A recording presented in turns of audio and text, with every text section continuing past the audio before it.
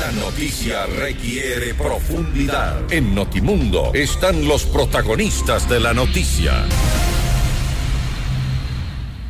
Saludamos a esta hora al embajador Luis Vallas. Él es viceministro de Movilidad Humana. Viceministro, muy buenas tardes y gracias por acompañarnos. Le saluda María del Carmen Álvarez.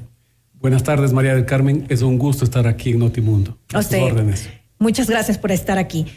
Viceministro, preocupa sin lugar a dudas la situación de nuestros compatriotas en México. Como dijimos antes, más de 200 ecuatorianos que se encuentran en estas estaciones migratorias. ¿En qué condiciones se encuentran? ¿Cómo son estas estaciones? ¿Qué atención están recibiendo en estos momentos? Son pues algunas de las preguntas que tenemos con relación a ellos.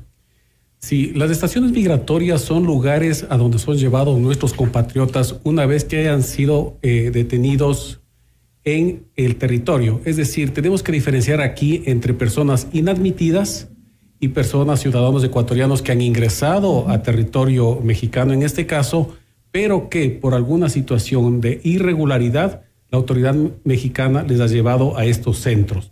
Centros, como usted menciona, conocidos como estaciones migratorias. Permanentemente nuestros consulados en México, particularmente nuestro consulado en el Distrito Federal en México y en Monterrey, se preocupan de estar acompañando a nuestros compatriotas, velando por sus derechos, cerciorándose de que su bienestar esté atendido, es decir, que tengan comida caliente, bebidas, un lugar digno donde dormir. Y claro, nuestro objetivo es traerlos lo más pronto posible al país.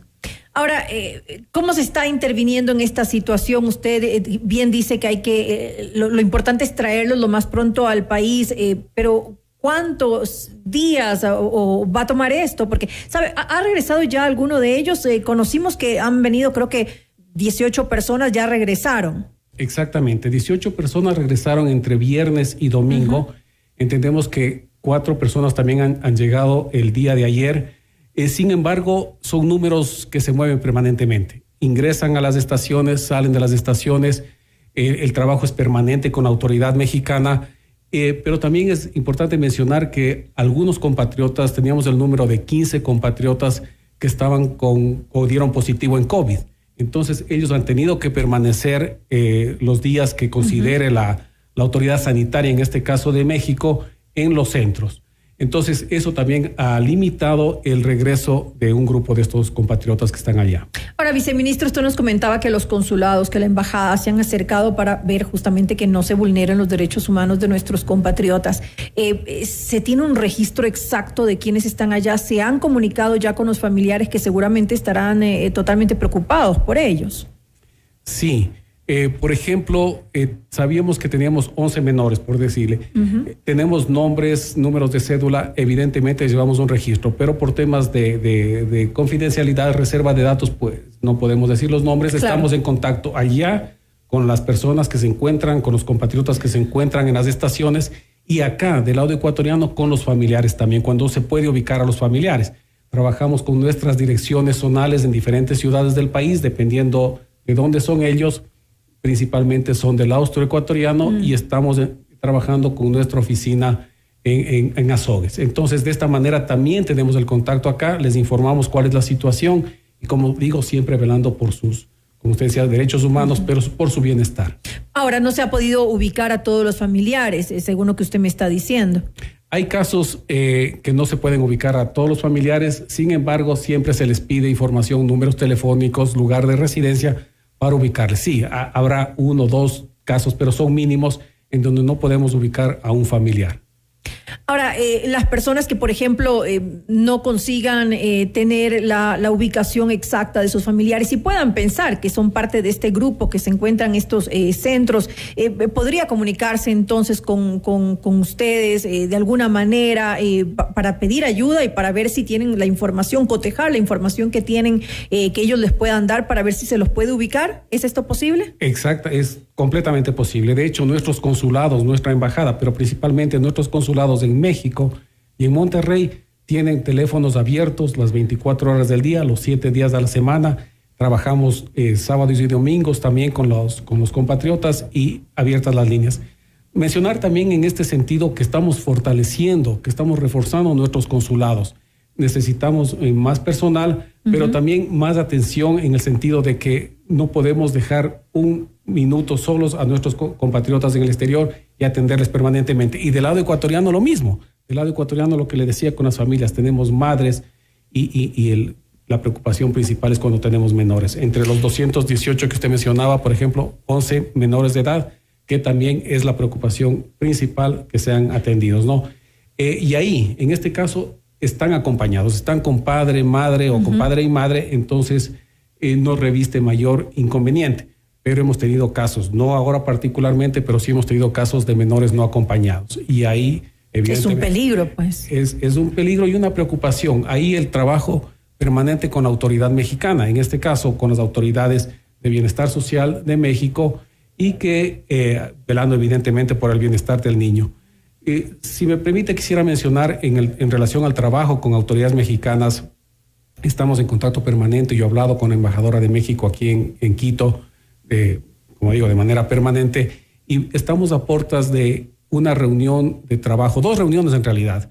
En la visita del presidente Guillermo Lasso a México y en las reuniones con su homólogo, el presidente López Obrador, acordaron la reunión de un grupo de trabajo sobre temas migratorios y consulares. Y esa la vamos a tener en el transcurso de las próximas 2 semanas. A finales como máximo, a finales del mes de septiembre, pues ya nos reuniremos las 2 autoridades. Tanto ellos como nosotros estamos trabajando internamente, ellos en México, nosotros en Ecuador, con nuestras instituciones, porque es un trabajo mancomunado de varias instituciones, tanto en México como en Ecuador. Y luego sí, la reunión bilateral de los 2 países. Previa a esta reunión del grupo de trabajo, vamos a tener una reunión la próxima semana de grupos de autoridades migratorias en México, grupos de autoridades migratorias en el Ecuador, asistidos por las cancillerías de los 2 países sobre el retorno asistido. Los compatriotas que han regresado en estos días regresan en aerolíneas comerciales, entonces queremos ver también, como decía, lo más pronto posible que lleguen al Ecuador y asistir para que ese flujo sea más expedito y que los tengamos en un menor tiempo posible aquí en el país. Ahora, según conocemos, los costos que significa justamente el que ellos puedan conseguir estos espacios en los vuelos comerciales, los está asumiendo el Estado mexicano, ¿no? Así es. México asume los costos. Y eso es lo que se va a tratar también en esta reunión, conseguir eso en los casos en que hayan ecuatorianos que pues estén en este tipo de situaciones. No se va a tratar el tema de costos porque está claro que los costos los asume el Estado mexicano, pero sí de gestión. Por ejemplo, tenemos compatriotas que no tienen el pasaporte, evidentemente tenemos que es algo que se lo hace permanentemente en nuestros consulados, otorgar el pasaporte, pero tenemos casos también de ciudadanos que dicen ser ecuatorianos, pero que no tienen documentación alguna. Entonces, tenemos protocolos en ese sentido para verificar en este caso, su nacionalidad, si son o no son ecuatorianos, y evidentemente si lo son, pues asistirlos. La cooperación también es en relación a información. Las autoridades mexicanas, como digo, trabajamos estrechamente y tenemos información, pero sin embargo buscar protocolos, acordar protocolos, guías instructivos de trabajo con las autoridades mexicanas para que sea más eficiente y más eficaz el trabajo. Lo estamos viendo que en eficiencia tal vez estamos relativamente bien, pero en eficacia tal vez todavía tenemos que mejorar, como digo, para traerlo lo antes posible a casa. Ahora, viceministro, lastimosamente estamos ante una dura realidad que ocurre en nuestro país. Muchos de nuestros compatriotas pues se aventuran a buscar un mejor futuro en otros países y en muchas ocasiones para conseguirlo, como hemos visto, se ponen en manos de coyoteros, lo cual pues puede tener desenlaces realmente terribles. ¿Qué se está haciendo justamente en tantos casos de personas desaparecidas que emprendieron ese viaje y en el camino no se volvió pues a saber nada de ellos? ¿De qué forma interviene el gobierno trabajando coordinadamente, como usted lo decía, tal vez con las autoridades? En este caso hablemos específicamente de México, porque gran parte de esos migrantes tratan de llegar a Estados Unidos. La semana pasada tuvimos reuniones en la ciudad de Cuenca, reuniones 7 y 8, sí, el martes y miércoles de la semana pasada, de varias instituciones nacionales, varias instituciones gubernamentales. Participó también, por ejemplo, la Fiscalía, Ministerio de Gobierno, Ministerio de la Producción, Secretaría de Derechos Humanos, Ministerio de Trabajo, entre otras. Pero algo que yo resalto es la participación también de la sociedad civil. El trabajo de las universidades, de la academia, por ejemplo, de organizaciones, organizaciones de compatriotas que han retornado al país, de personas afectadas, de víctimas, ONGs, fundaciones que asisten, por ejemplo, a las víctimas. Y también participaron en esta reunión de 2 días embajadas acreditadas en el gobierno nacional. Y destacar, por ejemplo, la participación de la Embajada de los Estados Unidos y también de la de España en las reuniones que tuvimos. Fue una reunión presencial en la medida de lo posible por el aforo debido a la pandemia, pero también virtual, abierta completamente en canales digitales para la participación amplia. En Cuenca nos reunimos en 4 grupos de trabajo para contestar a su pregunta. La primera en relación al desarrollo de oportunidades productivas para justo velar para que nuestros compatriotas permanezcan aquí en el país, especialmente en el austro, enfocadas al austro estas actividades productivas y evitar la migración riesgosa. Estamos hablando de medidas de prevención. Medidas de prevención, exactamente. En un segundo grupo trabajamos con alternativas de migración regular, es decir, en vez de irnos por el camino de la vía irregular, irnos por migración regular. Ahí las propuestas que decía de las embajadas y de los gobiernos, en este caso de España y Estados Unidos, que nos van a hacer propuestas de migración regular. Con mucho agrado yo leía las noticias el día de ayer sobre 200 becas que va a ofrecer Estados Unidos para jóvenes que quieren estudiar y tienen iniciativas de trabajos, de emprendimientos, jóvenes emprendedores para estudiar en Estados Unidos. Y estas becas van a estar focalizadas en el austro ecuatoriano. Entonces ahí ya tiene un ejemplo. De estas propuestas vamos a tener, espero que muchas, hasta el mes de noviembre. El mes de noviembre queremos tener ya clara las propuestas de los 4 grupos de trabajo para hacer una evaluación. Y luego tenemos 2 grupos adicionales. El otro, y en relación a lo que usted mencionaba hace un momento, el combate contra las redes transnacionales de trata de personas y de tráfico ilegal de migrantes. Son unos criminales. Hemos visto las escenas desgarradoras en la televisión. Yo he constatado personalmente, hablando con los familiares en el austro ecuatoriano, y a eso tenemos que atacar. Es terrible. Es terrible. Y ahí vimos el trabajo maravilloso que lo está haciendo la Fiscalía, la Policía, el Ministerio de Gobierno, y ya tenemos casos judicializados, pero seguro que faltan muchos más. Además es gravísimo porque según conocemos, no solamente que las personas desaparecen, sino que después los coyoteros igual les cobran a los familiares. Estamos hablando de cifras grandísimas, en muchos casos llegan hasta $30,000. Esta pobre gente tiene que vender absolutamente todo lo que tiene para poder pagarles, incluso después de desconocer dónde se encuentran sus familiares. Y van delitos conexos. Tenemos narcotráfico. Si alguna persona se acerca a estos criminales y les dice no tengo dinero, pues le dicen no tengo problema, puedes llevar este paquete, ¿no? Y sabemos lo que vaya adentro. O justo lo que usted menciona, no tengo dinero, pero tengo el terreno, tengo la casa, pues son unos usureros. Porque además, si les dan créditos, que también pasa, les dan créditos en unos intereses desorbitantes que son realmente un crimen adicional, ¿no? Y para terminar con el 4º grupo, tal vez es la asistencia a las víctimas. O sea, ya tenemos una realidad, una penosa, desgarradora realidad, pues tenemos que asistir, tenemos que trabajar con las víctimas. Y yo quisiera ahí mencionar algo que es en cierta forma, bueno, no en cierta forma, que es completamente preocupante. O sea, estamos hablando de centenas o decenas de miles de casos de tráfico ilegal de personas, de esta migración irregular. Sin embargo, las denuncias que son mínimas. Son mínimas, exacto, son mínimas. Entonces, al hablar de decenas de miles de estos casos, vemos que en el año, de lo que va del año 2021, tenemos únicamente 95 denuncias. Y no tráfico. Corresponde a la realidad en lo más mínimo.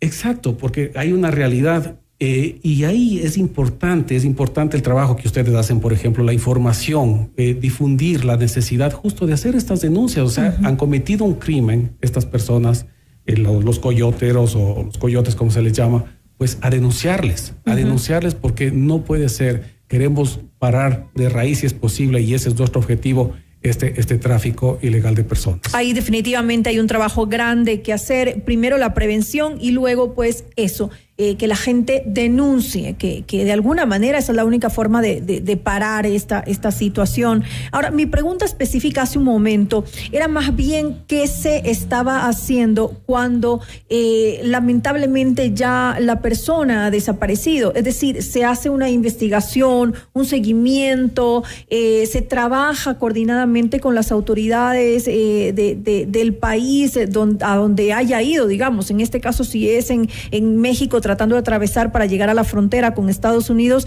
se trabaja coordinadamente con las autoridades mexicanas para tratar de rastrear a nuestros compatriotas que ya no se sabe dónde están. Sí, evidentemente. O sea, tenemos, por ejemplo, en los 3 últimos años, conocemos de 53 casos de desaparecidos y de los cuales 31 han sido resueltos, pero igual tenemos un número de 22 compatriotas que no sabemos dónde están. Y el trabajo ahí, como usted bien menciona, es con autoridades mexicanas y también con autoridades estadounidenses, porque puede ser que sí lograron pasar al otro lado, que sí lograron pasar a Estados Unidos. O sea, no sabemos. Entonces ahí es el trabajo con las patrullas fronterizas de Estados Unidos y con autoridades mexicanas también. Como digo, hay casos que se han resuelto, pero hay otros en lo que va del año. De hecho, tenemos 6 casos de 6 compatriotas que no sabemos dónde están. Que no se sabe absolutamente nada. Es tristísimo. De estos 53 que usted menciona, ¿cuántos son menores de edad y cuántas son mujeres? No le podría decir, es una cifra que la puedo averiguar y por supuesto enviarle a través de nuestra Dirección de Comunicación Social. Tengo la cifra general de los desaparecidos. Ahora, viceministro, también sucedió en Guatemala ahora que hay 60 ecuatorianos que han sido detenidos en el aeropuerto, supuestamente porque no han podido respaldar su viaje, que era de turismo, según habían asegurado. ¿Cuál es su situación al momento? Sí, es un protocolo similar al que le describí hace un momento, que lo tenemos en México con nuestros consulados allá. De igual manera, nuestro consulado en Guatemala, en Ciudad de Guatemala, pues está asistiéndoles a los nuestros compatriotas. Son exactamente 54 ciudadanos ecuatorianos, de los cuales 8 son niños. 4 han regresado ya al país entre el domingo y el día de ayer, pero todavía tenemos 60 compatriotas. Entran en el grupo que señalábamos hace un momento de inadmitidos, es decir, llegaron al aeropuerto de Guatemala y no lograron salir. No cruzaron los filtros de migración porque la autoridad guatemalteca vio que existía alguna irregularidad en relación a su ticket de regreso, a que no tenían tal vez reserva de hotel o que no eran razones de turismo las que motivaban a nuestros compatriotas a estar en Guatemala, sino más bien justo de cruzar por tierra hasta México y posteriormente a Estados Unidos. Ahora, ¿cuál es la situación de ellos? Porque esta situación me parece que es más complicada aún. Usted hablaba hace un momento que quienes se encuentran en estos centros en México pues tienen atención, tienen comida, tienen un lugar donde dormir. En este caso, nuestros compatriotas que se encuentran ahí en el aeropuerto en Guatemala no tienen nada de eso. Tienen, según conozco, que tienen que pagar por sus alimentos, no es que se les está dando alimentación, tienen que dormir ahí, de hecho vimos algunas fotografías de la gente durmiendo ahí en el suelo, no tienen ninguna atención, es decir, para ellos es más importante ver en estos momentos qué se puede hacer para acelerar su regreso al país. ¿Qué cree usted que se debería hacer y en cuánto tiempo podrían ya estar aquí? Conocimos de la situación que usted describe el día viernes en la noche y el fin de semana y trabajamos de manera inmediata con nuestro consulado en Guatemala. Sí, vimos algunas fotografías, conocimos del tema que usted menciona sobre alimentación también. Este momento, nuestro consulado en Guatemala nos ha garantizado que las 60 personas, porque 4 han regresado ya, las 60 personas que se encuentran tienen ya alimentación caliente, un lugar digno donde dormir. Y también el apoyo, el acompañamiento permanente de nuestras autoridades allá, de nuestra embajada y de nuestro consulado.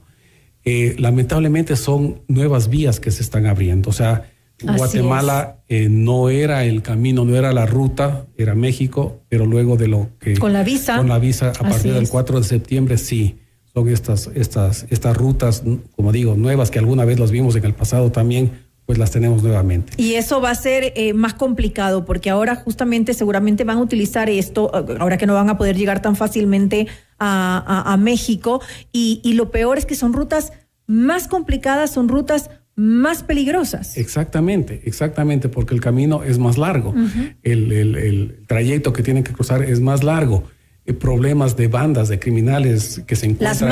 Las maras, por ejemplo. Que son terribles, o sea, en Centroamérica. Es terrible, o sea, el riesgo es aún mayor, como usted bien lo señala, evidentemente. Estamos conscientes de aquello. Terrible esta situación, y lo más importante es lo que decíamos hace un momento, lo más importante es trabajar en la prevención. Espero que se pueda hacer algo para evitar que esto se siga dando, porque ya es terrible, es realmente lamentable ver que está ocurriendo. ¿Dónde ocurre más? En el Austro, creo que es donde más están dando este tipo de situaciones, de migraciones de nuestros compatriotas. Exactamente, como usted menciona.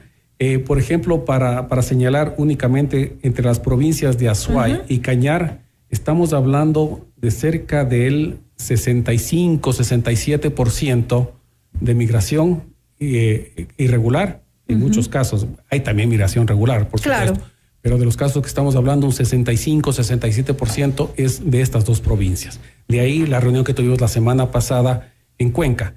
Sí quisiera mencionar también, María del Carmen, el apoyo que recibimos, no solo de países, de gobiernos amigos, sino también de organismos internacionales. Trabajamos estrechamente con la Organización Internacional para las Migraciones, la OIM, estuvo presente, fue un pilar fundamental en nuestras deliberaciones en Cuenca, y acaba de visitar una delegación también de alto nivel que se reunieron con el presidente Guillermo Lasso.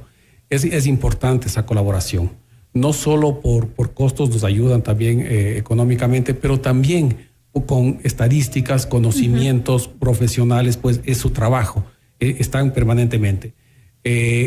Pasa en todo el mundo, pero no quiero decir que pase en todo el mundo, tenemos que descuidarnos, no, todo lo contrario. Esa experiencia lamentable, sí, que sucede en otras latitudes, nos trae también la OIM y sabemos o aprendemos de ellos también a cómo combatirla en los 4 grupos que mencionaba hace un momento. Ahora, ya para finalizar, viceministro, esta entrevista, ¿cuáles son los objetivos que se han planteado ustedes de aquí tal vez a un mediano, a un largo plazo para frenar esta situación? ¿Tenemos objetivos claros? Tenemos objetivos claros. Los primeros objetivos en relación a los grupos de trabajo que le mencionaba, los grupos que se crearon en Cuenca tienen hasta el mes de noviembre de presentarnos propuestas concretas. Ahí yo quisiera mencionar el primero, porque esta migración sí tiene su inicio, su fundamento en la pobreza, ¿no? Familias vulnerables, económicamente vulnerables, pues buscan estas alternativas. Y de ahí la relevancia que tiene la propuesta del gobierno nacional sobre la ley de creación de oportunidades. Como usted conoce, es un paquete de legislación. Se estarían reformando con esta propuesta alrededor de 15 cuerpos legales, y es fundamental. Evidentemente, esta ley de creación de oportunidades abarca todo el Estado ecuatoriano y a todo el país. Sin embargo, esto también nos va a ayudar a evitar la migración riesgosa, a